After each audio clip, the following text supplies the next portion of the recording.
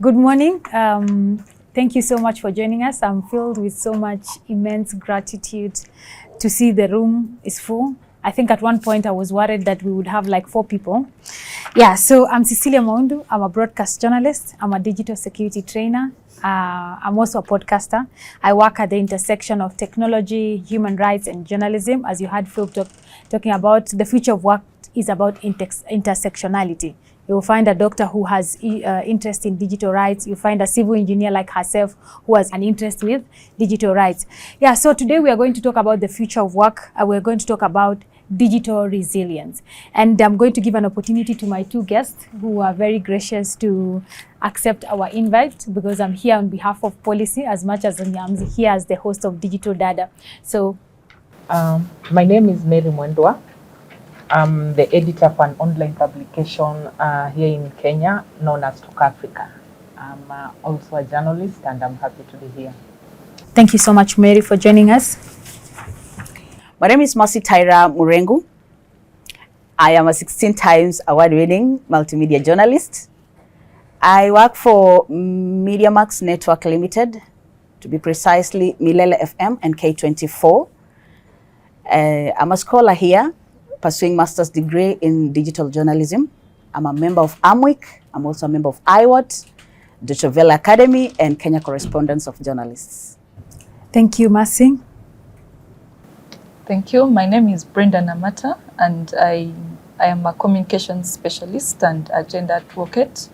I work with Uganda Media Women's Association, UMWA, and I also diversely contribute as a gender mainstreaming personnel on media policies and regulatory frameworks in Uganda under the ITP framework by CEDA International.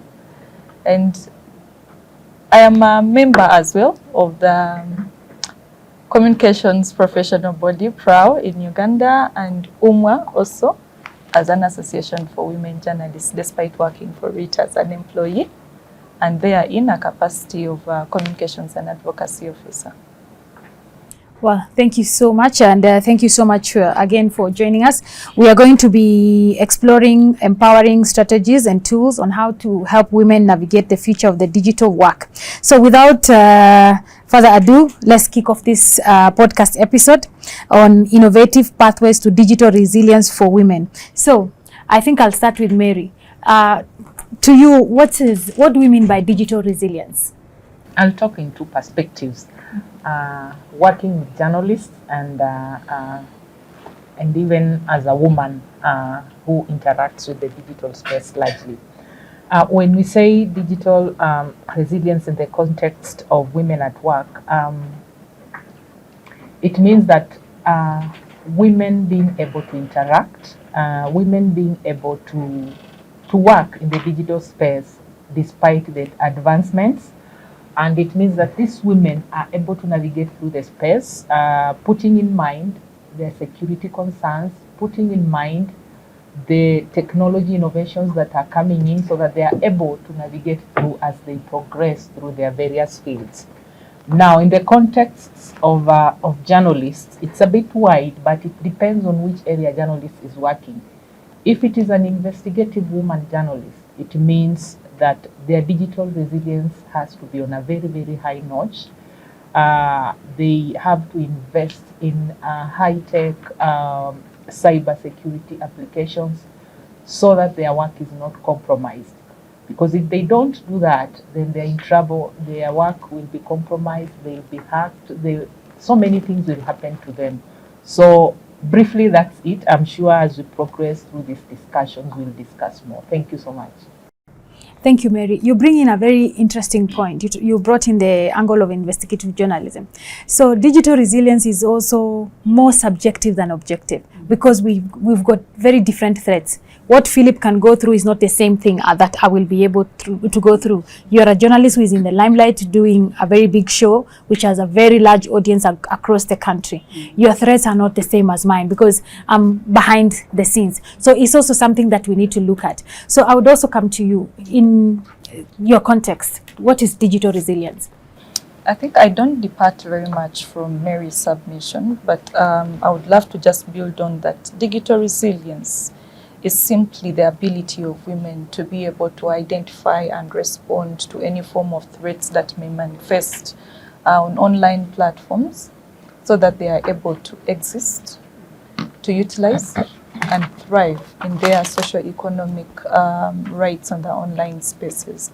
And when you speak of the socio-economic rights, it's the ability, to be able to work, because we are speaking earlier on the future of work, that as a female journalist, if I'm to be in the online space, am I able to, one, generate a story, and then to disseminate this story, but then also be able to generate consumerism on my story that I have disseminated without any form of being threatened or otherwise censored to withdraw from posting or disseminating any other story. Yeah. I spoke to some journalists some time back, and she was telling me every time she posts a story online, for a few hours she's in fear because she doesn't know the outcome, And I went home thinking, it's so sad. Can you imagine if she had to post a story every day? I would not want to be in her shoes, So also such things, having an environment, and I think you touched on that, having an environment that is conducive, because also creativity is very mental. When you read the comments, believe you me, if there's so many negative ones, your creativity also goes down. And our work as journalists, because we have an audience which, especially with this generation, you have to keep up, you have to produce content that suits their need. Because you can also have very good content, but if you don't have consumers, I can tell you it's a waste of time. As a content creator, I know that. Very good. It's the same way when you look at tools. We have very good tools, open source tools we are trying to create for people to feel safe online. But if we create tools which are not being used, then it's a waste of time. So Mercy, I would come to you. My question to you would be also on the issue of what are some of the challenges that women actually go through on the digital space? Yes. Bullying. Bullying is a daily thing, and I feel, I can give you an example on how I was bullied, before I came to a national media, I used to work for a community radio back there in IAWRT. And after that, I relocated. I worked for Voice of America for an year. But Voice of America, that aside. Now, from a community radio to now a national radio was a challenge for me. Now I'm talking about the challenges women go through when it comes to digital space. So for me, I felt, now a community radio was situated in a place where you interact one-on-one with people from your area, from your community. I mean, it was just a small dynamic area where almost everyone knows you. But now here we are, now you're coming on Limelight to work on a national radio. Now, when I relocated, I had gotten used to a small audience. But now here you are now speaking to Kenyans, over 40 million people listening to you. And to make matters worse, you've been given a prime time kind of program that you need to do it on a daily basis. Now the transition was now where the problem began. Now, the problem is not even talking or going on air. The problem is now, whom are you taking over from? So during that time, I was taking over from a lady who had already built her name, a lady who had been known.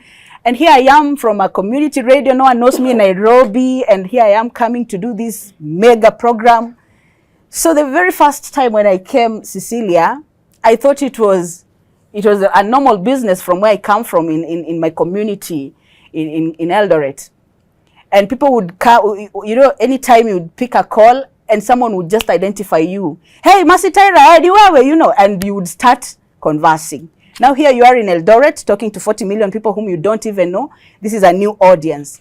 So the very first time they took a photo of me, and I was taking over from a lady who was, we have different, we have different personality, we have different bodies, the lady whom I was taking over from was, how do we say, Cecilia? Blessed. Blessed.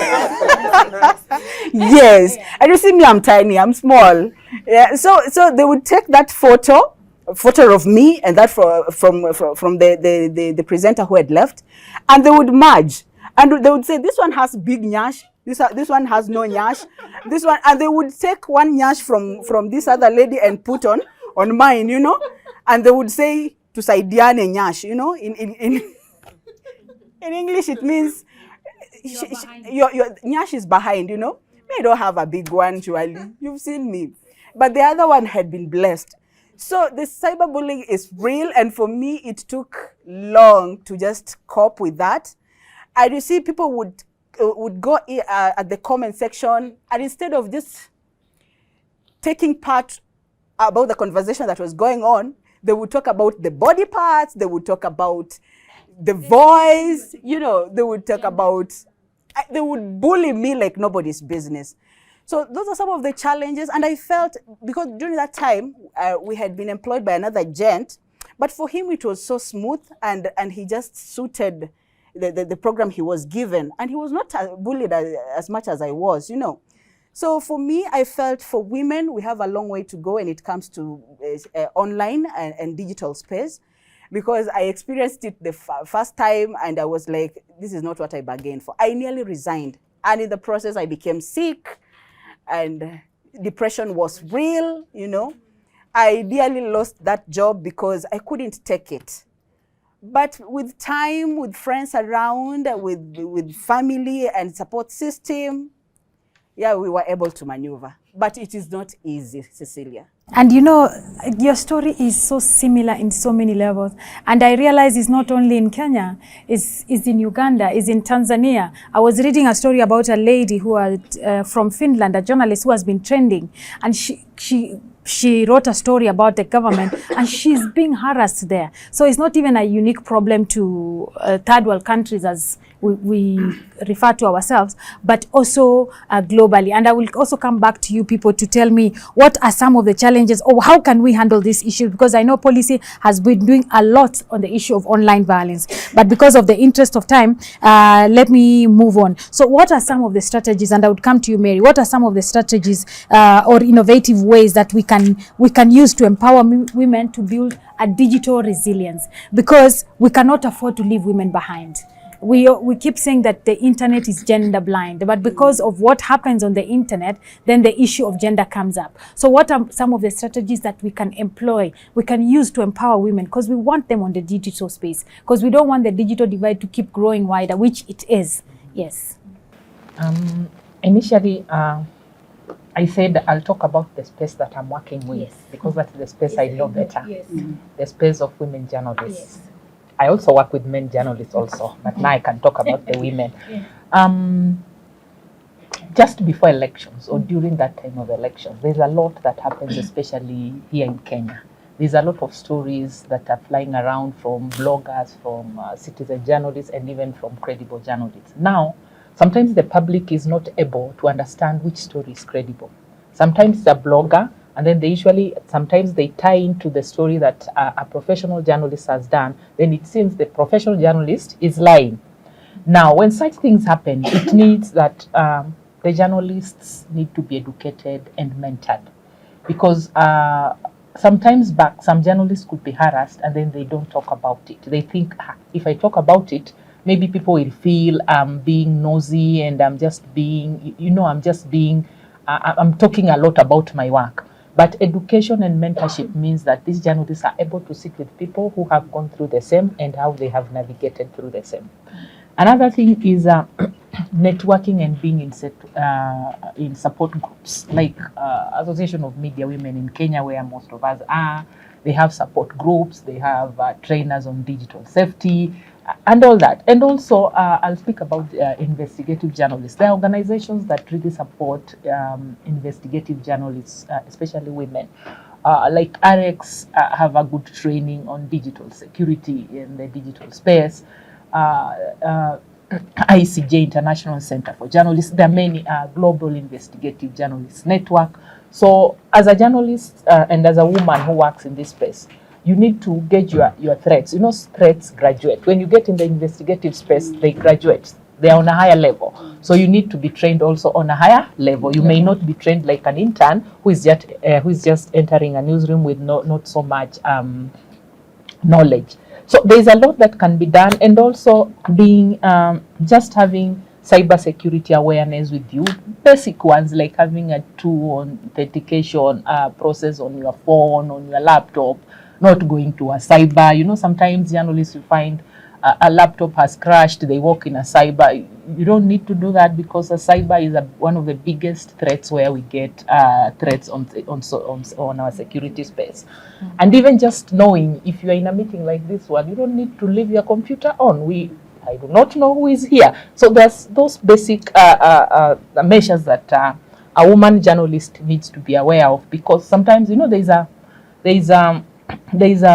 statement that flies around: no story is not worth your life. No story worth your Actually, on the reverse side, all stories are worth our lives, because any simple story might just land you in trouble and bring a lot of trolling. You see, like Mercy, she was doing a show. Is that a story that you'll say is a... It is something that can endanger our life? No. Oh yeah, but you see the threat. So all stories are worth our lives. Thank you. I think I'm going to be a bit generous in this moment and give Philip an opportunity to be part of Digital Dada as policy. Yes, as policy. What are some of the strategies that you've been doing to empower women journalists? Because I know you've been doing a lot of work on that. Yeah, thank you so much, Cecilia, and our very, very great panelists. I think, like I mentioned earlier on, for me, and also the title of this session is what are the alternative approaches? What are the creative new ways to building digital resilience? Because the government is doing laws, we are lobbying, we are training, but what are some of the alternative pathways to building digital resilience?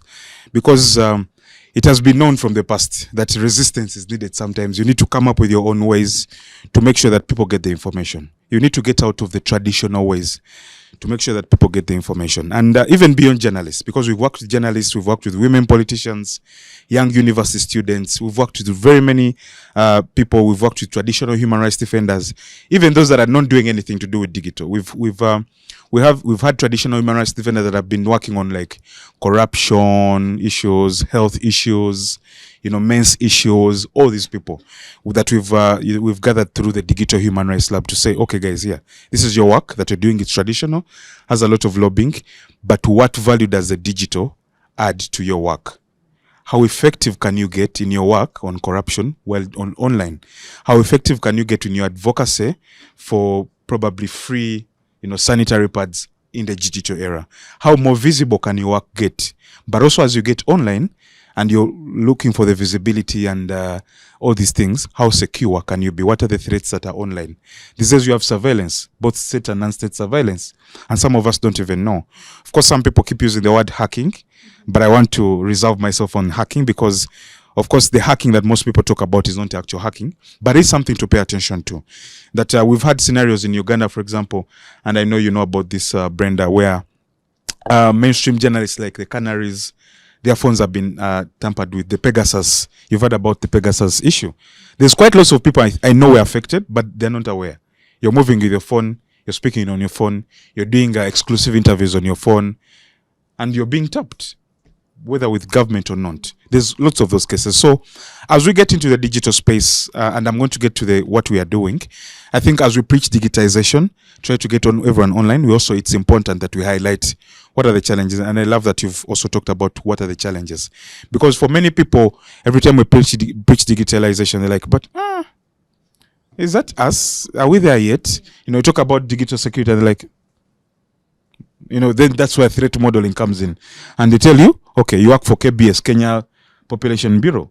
What are the threats you could be on? Your phone could be used to get into the data system of KBS because you move with your phone, your work email is on your phone. So any slight thing, so that's data protection now. So there's lots of, as we get online, our digital lives, our activities all being turned into data, which puts all our people at risk. And sometimes when you're talking about journalists and other human rights defenders, and when you're providing digital security, there's what we call comprehensive digital security. That what happens to Cecilia might happen to, when Cecilia is affected digitally, even the child or even the spouse can be affected because their lives are intertwined. So comprehensive digital security. So it's not just about you. So there are things we're trying to. But in terms of how we have gone, so of course we've done traditional approaches, trainings, chunking down content for people. This conversation is so jargonized when it comes to digital rights, digital security, data governance. When someone pulls out words like two-factor authentication, anonymity, all these things, and I'm like, I'm not a technical person. And this is a point I talked about, that the ecosystem we survive in has both technical and non-technical people, but there's a place for everyone. If I'm to ask all these people that are doing digital security work, what is your background, Sophie? Civil engineering, and here she is digital security trainer. So there's a place for everyone. So there's a need. What we have done at Pollicy, and this is why we are doing a podcast. For us, when a funder comes to us, we are like, we shall make the rules. Yes, we know a report is great from when we do the research, but who is going to read the report? How many people are we serving that can read English even? Yeah, but also, who wants to read a 40-page report? We're like, okay, our research, we're going to put it out in form of a podcast. We're going to put it out in form of a mural. We've gone to communities where we've done research, and we're like, but this community is a low socioeconomic community or a slum community. They will not read a report. You write a report and put it in your shelves at office. We're going to put a mural. A mural is a large painting on a wall. Let this data speak to them because it's about service delivery. So these alternative approaches we're taking on, we've created games. Yeah, there's a digital safety game that is teaching African women about digital security, because we realize that all the games that are existing are from the Western world. They don't speak to experiences. Our experiences are, you're a communications expert at an NGO. For example, there's an example of, I think it's not Sophie, I think it's Aisha, who is a Muslim woman who is a communication expert at an NGO, and she manages the social media accounts of the organization. And she gets a message, a notification that someone is trying to log into the Facebook platform of your NGO, and then present her options in the game. They tell her, switch off the phone or remove the battery. These are all things that people do. There are people who actually choose switch off the phone. They think that is a way to counter the threat. Yet the actual thing could have been probably add two-factor authentication or change the password. So these are actual things. So how do we bring scenarios in real time and show the people this is exactly what digital security means to you? So these approaches, creating games. We've created a game called Choose Your Own Fake News, which helps people navigate the world of misinformation. We have case studies on vaccination misinformation, COVID vaccination misinformation. We have cases of election misinformation. We have cases of that auntie who is in your WhatsApp group who keeps forwarding a message. And they don't know that this is wrong information. Are they wrong? They care about you.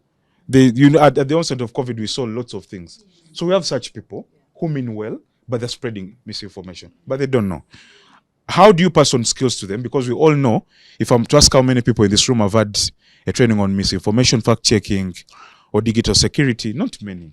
These are privileged things. They are like elite trainings that happen, yet the people that need these trainings are using feature phones. They don't have access to these trainings. So the alternative pathways to digital resilience is we need to get out of our traditional ways. You write your reports, yes, but have abridged versions of these reports. I've been seeing Kiktanet that they have done an accessibility scorecards where they are testing websites of government on how accessible are they. Because Bonita, I think, mentioned the case where there's great laws. And for me, by the honestly, I would not push for any other law. Because now the new laws we are pushing for are now being exclusionary. We're asking for new laws, and the government is using that opportunity to bring laws that are stifling freedoms of expression. Do we need new laws? Maybe. What do we need is make sure that the information is for the people. If Kenya has a new Data Protection Act, how do we make sure that everyone knows about it? How does it serve the woman in the market who has just bought a smartphone, whose the son has sent a smartphone, and they're using probably to speak to their customers? How does the Data Protection Act affect them? So how inclusive are websites, translated, audio for the people that cannot read, things of the sort. So everyone in the room, from what we've done, I think all of us need to get out of our way and be more creative in this approach. So, Philip, what I'm hearing you say, there are so many strategies, but how you implement them, that's where the issue is. Okay, I think my sister from Tamwa, I would just like you, a tweet, but a tweet before Elon Musk. Yes, so a tweet on the issue of cyberbullying, especially for women journalists and women politicians in Tanzania. Yes. An issue of cyberbullying for women journalists and women politicians in Tanzania is quite big, I'll say, because most of the women are afraid. And it's like whatever they're doing online is end of the day is backlash, and the backlash is real. And who have to work with them so that at least they become resilient to continue with the profession, to continue with their interest, with their passion. Then there is where it comes to an issue of health and wellness programs that at least they can learn how to be resilient in whatever they want to do, and also not to go back to whatever they'll do it. And one thing that I've been experiencing is for women to complain about cybersecurity, and whenever you train them, in the end of the day, they also find that they experience a lot of backlash in whatever they do. And you know what? Issue of gender is an issue of power competition, and therefore when the competitors and whatever they're doing, they find that through online women can thrive further. They now start to be innovative on how they can cyberbully them, physical bull them, even make a number of hoes accounts that they can cyberbully them in whatever they are doing. And sometimes they go even to threat their families, their spouses and children. And sometimes they go, if it's women politicians, they'll go into their political parties and to find ways on how to bully them. So I think wellness and mental health programs are the best strategy to work with the cyberbullying of women in the online, but also physical, for them to be resilient and also recapture the opportunities that are coming from the online.